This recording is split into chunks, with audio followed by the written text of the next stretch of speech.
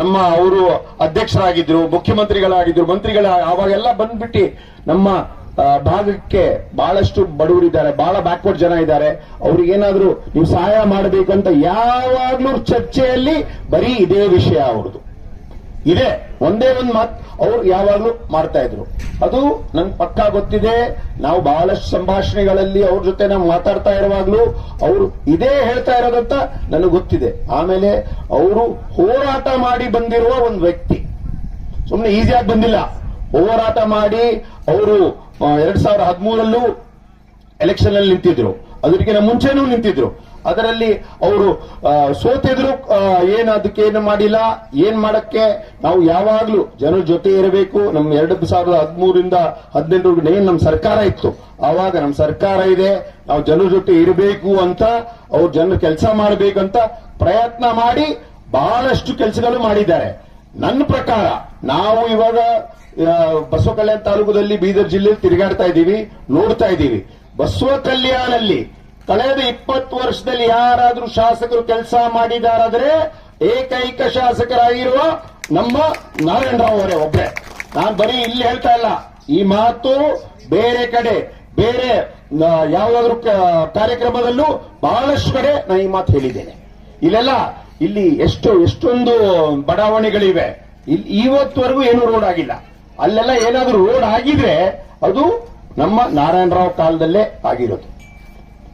ಅದಕ್ಕಿಂತ ಮುಂಚೆನೇ ಯಾರು ಮಾಡಿಲ್ಲ, ಅದಾದ್ಮೇಲೂ ಯಾರು ಮಾಡಿಲ್ಲ. ಇವಾಗ ಇರುವ ಶಾಸಕರು ಅವ್ರು 4 ವರ್ಷ ಆಯ್ತು, ಅವರು ಮಾಡ್ತಾ ಇಲ್ಲ. ಆದ್ರೆ ಇವ್ರು 2 ವರ್ಷ ಶಾಸಕರಾಗಿರುವಾಗ್ಲೂ ಅವ್ರು ಇಷ್ಟಂತ ಕೆಲಸ ಮಾಡಿದ್ದಾರೆ. ಅವರೆಲ್ಲ ನಮ್ಗೆ ಪ್ರೇರಣೆ. ಬರೀ ಶಾಸಕರಾಗಿ ಅಧಿಕಾರ ವಹಿಸಬೇಕಂತ ಅವ್ರು ಶಾಸಕರಾಗಿರ್ಲಿಲ್ಲ. ಶಾಸಕರಾಗಿ ನಾವು ಕೆಲಸ ಮಾಡ್ಬೇಕು, ಅದು ದೊಡ್ಡ ಮಾತು, ಹೌದಲ್ವಾ? ಅಂತ ಕೆಲಸ ನಮ್ಮ ನಾರಾಯಣರಾವ್ ಮಾಡಿದ್ದಾರೆ. ಅವರೇ ಏನ್ ಮಾರ್ಗದರ್ಶನ ಮಾಡಿದ್ದಾರೆ ಅದೇ ರೀತಿಯಲ್ಲಿ ನಾವು ಪ್ರಯತ್ನ ಮಾಡ್ತಾ ಇದ್ದೀವಿ. ಈ ಸಲ ನಮ್ಮ ಸರ್ಕಾರವಿದೆ, ನಾವು ಪ್ರಯತ್ನ ಮಾಡಿ ಎಲ್ಲ ನಮ್ಮವ್ರಿಗೆ ಯಾರ್ಯಾರು ಇದ್ದಾರೆ, ಬಡವರು ಜಾಸ್ತಿ ಯಾರು ಇದ್ದಾರೆ, ಅವರಿಗೆ ಅವ್ರ ಕೆಲಸ ಮಾಡಕ್ಕೆ ನಾವು ಒಂದು ಪ್ರಯಾಸ ಮಾಡ್ತಾ ಇದ್ದೀವಿ. ಅದರಲ್ಲಿ ನಿಮ್ದು ಅವರು ಮೇಲಿಂದ ನೋಡ್ತಾ ಇರ್ತಾರೆ, ಯಾರು ಮಾಡಿದ್ದಾರೆ, ಯಾರು ಮಾಡ್ತಾ ಇಲ್ಲ, ಅವ್ರ ಜೊತೆ ಯಾರಿದ್ರು ಅಂತ ಅವ್ರಿಗೆ ಗೊತ್ತಿದೆ. ಅವ್ರು ನೋಡ್ತಾ ಇದ್ದಾರೆ. ಅವ್ರ ಆಶೀರ್ವಾದ ಸದಾ ಕಾಲ ನಮ್ಮ ಜೊತೆ ಇದೆ ಅಂತ ನಾನು ಭಾವಿಸ್ತಾ ಇದ್ದೀನಿ. ಮತ್ತೆ ತಾವೆಲ್ಲರೂ ಈ ಕ್ಷೇತ್ರದ ಮೇಲೆ ಮತ್ತೆ ನಮ್ಮ ಈ ಇಡೀ ಭಾಗದ ಮೇಲೆ ಅವರು ಕಣ್ಣಿಟ್ಟಿದ್ದಾರೆ ಅಂತ ನಾವೆಲ್ಲರೂ ಭಾವಿಸ್ಬಿಟ್ಟು ನಾವು ಅವ್ರು ಏನ್ ಮಾರ್ಗದರ್ಶನ ಮಾಡಿದ್ದಾರೆ ಅದೇ ಮಾರ್ಗದರ್ಶನ ನಡೆಯೋಣ ಅಂತ ನಾವು ಒಂದು ಮಾತನ್ನು ಹೇಳಕ್ಕೆ ನಾನು ಇಚ್ಛೆ ಪಡ್ತೇನೆ. ಮತ್ತೆ ಇನ್ನೊಂದು ಮಾತಂದ್ರೆ, ಇವಾಗ ಅರ್ಜುನ್ ಕನಕ್ ಅವರು ಹೇಳಿದ್ರು, ಅವ್ರ ಬಗ್ಗೆ ಒಂದು ಸ್ಮಾರಕ ಮಾಡಬೇಕು, ನಾರಾಯಣರಾವ್ ಒಂದು ಸ್ಮಾರಕ ಮಾಡಬೇಕು ಅಂತ.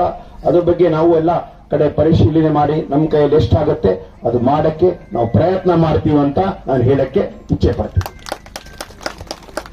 ತಾವೆಲ್ಲರೂ ಅವ್ರೇನ್ ಗುಣ ಇತ್ತು, ಏನ್ ಸರಳ ಸಜ್ಜನಿಕೆ ಇತ್ತು, ಅವ್ರು ಯಾವಾಗಲೂ ಎಲ್ಲರ ಜೊತೆ ಎಲ್ಲಾ ಕಡೆ ನಮ್ಮ ಮನೆಗೆ ಬರ್ತಾ ಇದ್ರು. ನಮ್ಮನೆ ಸಾಹೇಬ್ರು ಇರ್ಲಿಲ್ಲ ಅಂದ್ರೆ ನಾವು ಇದ್ದಿದ್ರೆ ಅಲ್ಲಿ ಬಂದ್ಬಿಟ್ಟು ಕ್ಯಾಜಿ ಖಾನೆಗೆ ಕ್ಯಾಯ್ ಅಂತ ಸುಮ್ಮನೆ ಸಿಂಪಲ್ ಆಗಿ ಹೇಳ್ತಾ ಇದ್ರು. ಎಷ್ಟೊಂದೆಲ್ಲ ಕೂತ್ಕೊಂಡು ನಾವು ಪಾಪ ಅವ್ರ ಜೊತೆ ನಾಷ್ಟ ಮಾಡಿದೀವಿ, ಊಟ ಮಾಡಿದೀವಿ.